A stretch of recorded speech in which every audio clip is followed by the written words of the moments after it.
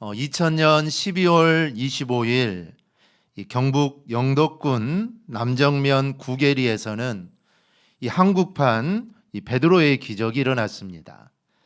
이 어부인 구계교회의 김상태 장로님이 엄청난 방어를 그물이 찢어질 정도로 잡았다고 합니다.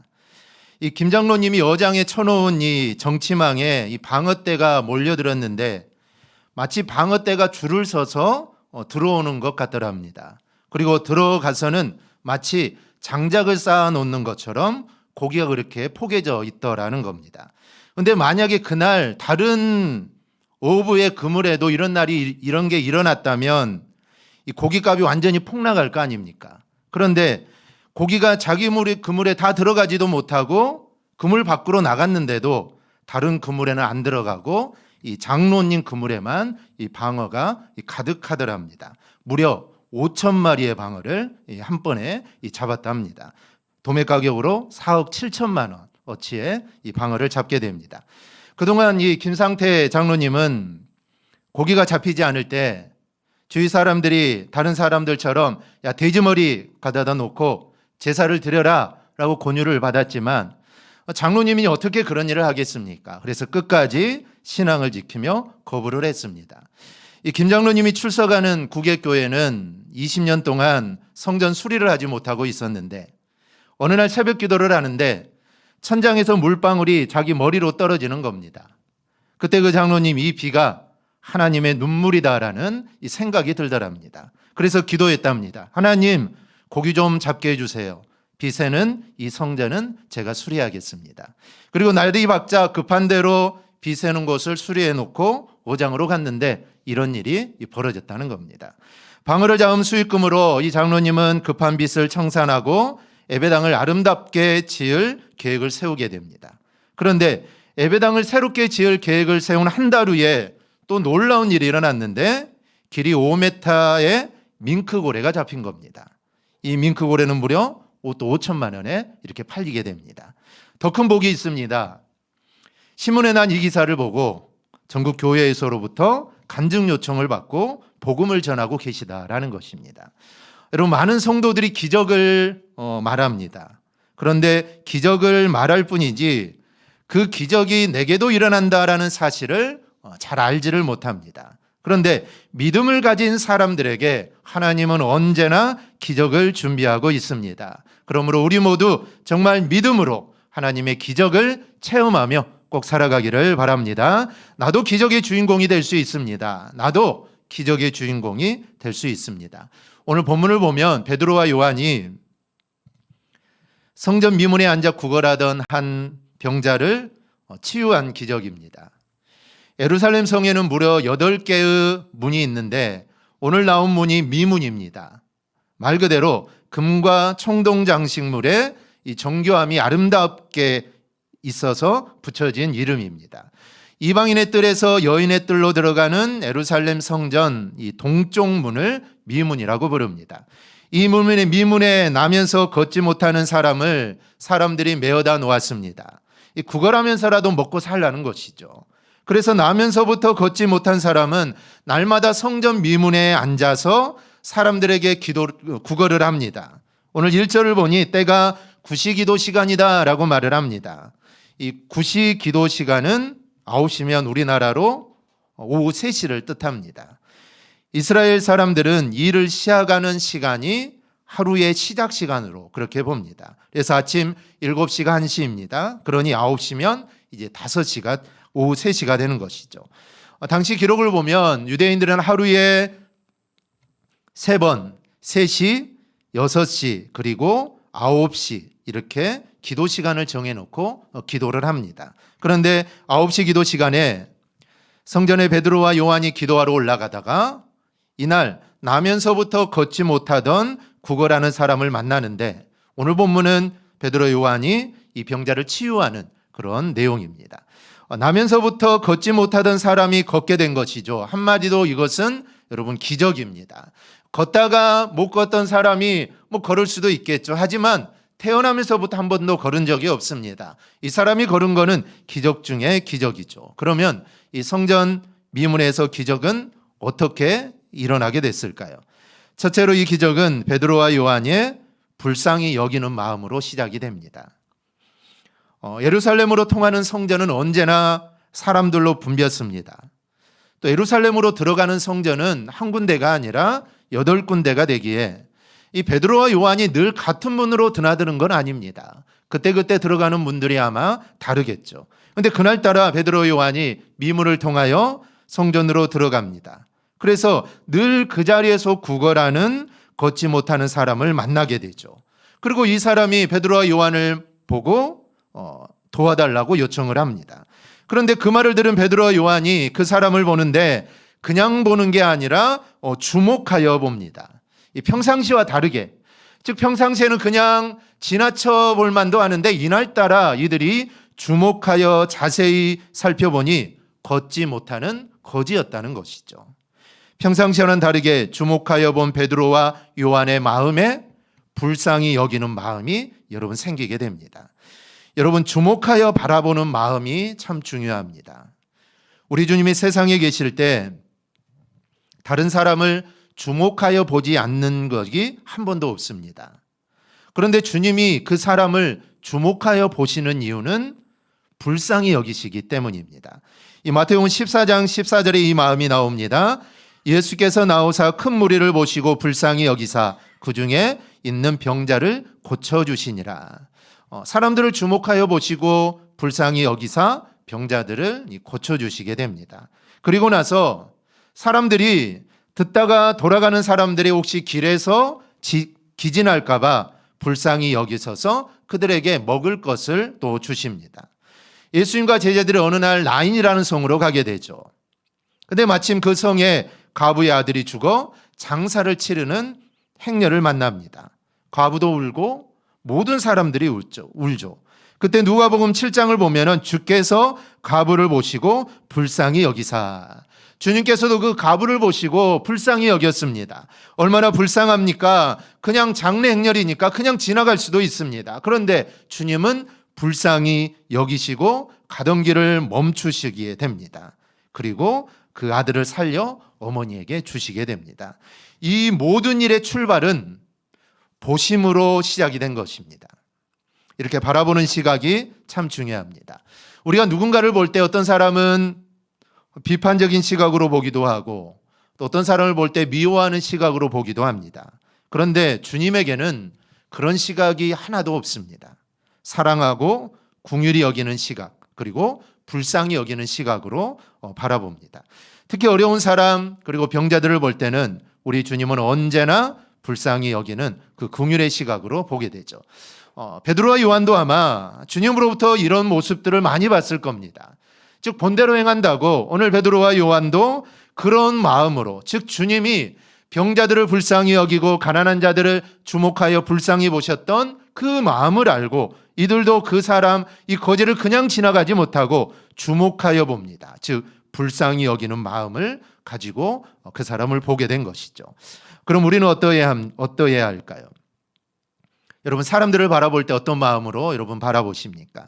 우리도 주님과 같은 마음과 또 시각으로 사람들을 바라볼 수 있기를 바랍니다. 누구를 볼 때 우리는 사랑의 시각으로 봐야 합니다. 이 사람은 내가 사랑해 줄 사람이다. 가족뿐만 아니라 모든 사람이죠. 내가 사랑을 베풀어야 할 사람으로 우리는 봐야 합니다. 이 비난하고 비판하는 대상이 아니라 위로하고 칭찬하고 격려하는 시각으로 우리는 봐야 합니다. 그것이 바로 예수님의 제자된 우리가 가져야 할 마땅한 자세입니다. 또 하나, 성전 미문에서의 기적은 베드로와 요한에게 성령 충만과 믿음이 있었기에 가능했습니다. 베드로와 요한이 구걸하는 사람에게 우리를 보라 하자 이 구걸하는 사람이 쳐다봅니다. 왜 쳐다봤을까요? 혹시 뭐라도 줄까 봐 쳐다본 것이죠. 보라 그러니까 아마 돈을 주든지 아니면 먹을 것을 주든지 뭔가를 줄 거라고 생각을 하고 쳐다를 봅니다. 그런데 이 베드로와 요한이 뭐라 합니까? 은과 금은 없다라고 하죠. 그 순간 거지가 어땠을까요? 실망했겠죠. 무언가를 줄지 알았는데 은과 금은 가진 것은 없다. 보라고 해놓고 줄 게 없다고 하니까 얼마나 실망하겠습니까? 그런데 은과금은 내게 없어도 이 베드로와 요한에게 있었던 게 있는데 그게 바로 믿음이 있었습니다. 그리고 이 믿음은 그냥 믿음이 아닙니다. 내가 그냥 하나님을 믿고 그냥 믿는 믿음이 아니라 이 믿음은 하나님을 향한 절대적인 믿음입니다. 그래서 이 절대적인 믿음은 은과금이 없어도 내게 있는 것, 나사렛 예수 그리스도의 이름이 있다라는 그 확신이 있는 것, 이게 바로 절대적인 믿음입니다. 그래서 나사렛 예수 그리스도의 이름으로 일어나 걸으라라고 말할 수 있었던 것이죠. 여러분, 확신이 없는데 어떻게 말할 수 있겠습니까? 확신이 없는데 어떻게 일어나 걸으라고 말할 수 있겠습니까? 그런데 베드로와 요한에는 이 절대적인 믿음이 있었기 때문에 나사렛 예수 그리스도의 이름으로 일어나 걸으라고 말할 수 있었던 것이죠. 이런 절대적인 믿음이 그들에게는 있었습니다. 그런데 사실 처음부터 이런 믿음이 있었던 건 아니죠. 베드로와 요한에게 처음부터 이런 믿음이 있었던 건 아닙니다. 베드로와 요한도 예수님이 십자가에 못 박혀 죽은 후에 예수님이 부활했다고 했는데도 이들은 믿지 않았습니다. 주님이 살아생전에 나는 부활할 거다라고 계속해서 말했지만 실제로 부활하셨다고 말을 듣고도 이들은 믿지를 않았습니다. 심지어 베드로는 예수님을 3번이나 모른다고 부인했던 사람입니다. 정말 믿음이 없었고 주님의 말씀을 믿지 못했던 사람이죠. 그런데 사도행전 2장에서 그들은 성령을 받습니다. 성령을 받으니까 믿을 수 없던 것들이 그제서야 이제 믿어지게 되는 겁니다. 겁이 많은 베드로인데 담대해집니다. 이 모든 것이 성령께서 하신 일입니다. 만약에 베드로와 요한이 성령을 받기 전이라면 이렇게 말할 수 없겠죠. 이렇게 말할 수 없을 겁니다. 그냥 지나갔을 겁니다. 즉 성령 충만이 이렇게 중요하다는 겁니다. 요 에베소서 5장 18절은 술 취하지 말라. 이는 방탕한 것이니 오직 성령으로 충만함을 받으라라고 합니다. 그러기에 우리는 당연히 성령 충만 받기를 힘써야 하고 그리고 기도해야 합니다. 여러분, 성령이 충만하니 은과 금이 문제가 아닙니다. 성령이 충만하면 다른 것은 이제는 문제가 되지 않습니다. 그러나 성령이 충만하지 않으면 먼저 문제되는 것이 은과 금입니다. 그리고 환경입니다. 우리는 이런 것들 때문에 고민을 하죠. 그런데 베드로와 요한은 성령이 충만하니 은과 금이 없어도 그렇게 어려워하지 않습니다. 오직 예수의 이름으로 그 사람에게 담대하게 선포를 한 것이죠. 그러자 일어나는 역사가 일어납니다. 여러분, 기적을 일으키는 믿음과 기적을 일으키지 못하는 믿음의 차이는 여러분 확신에 있습니다. 확신을 가지고 있느냐 아니면 확신이 없느냐, 여기에 따라서 기적이 일어나기도 하고 일어나지 않기도 합니다. 야고보서 1장 6절 7절 우리 한음성으로 함께 보겠습니다. 오직 믿음으로 구하고 조금도 의심하지 말라. 의심하는 자는 마치 바람에 밀려 요동하는 바다 물결 같으니 이런 사람은 무엇이든지 주께 얻기를 생각하지 말라. 아멘. 확신 없는 의심은 응답이 없다라는 겁니다. 베드로와 요한은 과거에 확신 없는 믿음의 사람이었습니다. 그런데 본문을 보니까 얼마나 담대한지 이 병자가 일어날 것이라는 확신을 가지고 일어나라고 외칩니다. 만약에 의심이 되고 확신이 없었다면 일어나지 않으면 이 얼마나 망신입니까? 베드로 요한이 망신당하는 것은 괜찮은데 예수의 이름으로 그냥 예수의 이름을 안 붙이고 있으면 둘만 망신당하면 되는데 예수의 이름까지 붙여놨으니 일어나지 않으면 예수의 이름이 망신을 당하는 겁니다. 그런데 그들에게는 확신이 있었기 때문에 예수 그리스도를 붙여서 일어나 걸으라라고 이렇게 말했던 겁니다. 성령 충만하기에 확신이 생기고 이런 담대함이 생긴 겁니다. 그러니 여러분, 성령 충만하기를 여러분 사모하기를 바랍니다. 성령이 충만하면 여러분 못할 일이 없고 성령이 충만하면 내가 가지고 있는 것들이 여러분 문제가 되지 않습니다. 우리 모두 성령 충만함으로 살아가기를 축복합니다. 셋째로 성전 미문에서의 기적은 걷지 못하던 사람의 확신과 믿음이 있었습니다. 예루살렘 성으로 들어가는 미문에서 이 사람은 그냥 돈을 달라고 외칠 뿐입니다. 그런데 어떤 사람이 와서 자신들은 돈이 없다라는 겁니다. 그냥 지나가기는 하지 왜 붙잡고 돈이 없다라고 합니까? 그런데 예수의 이름을 말하면서 일어나 걸으라고 합니다. 이 사람은 예루살렘 성전으로 가는 길목에서 구걸을 했으니 예수에 대한 이야기를 아마 들었을 겁니다. 그 예수라는 사람이 얼마나 놀라운 일들을 행했는가 아마 다 들었겠죠. 어쩌면 자신같이 걷지 못하는 사람도 걷게 했다라는 이야기도 들었을 겁니다. 그리고 죽은 자도 살렸다는 아마 그런 이야기도 이 사람은 많이 들었겠죠. 그래서 기대도 가지고 있었을 겁니다. 그런데 이제는 자신과는 아무런 상관이 없는 이야기입니다. 왜 나하고는 상관이 없을까요? 예수님이 죽었기 때문입니다.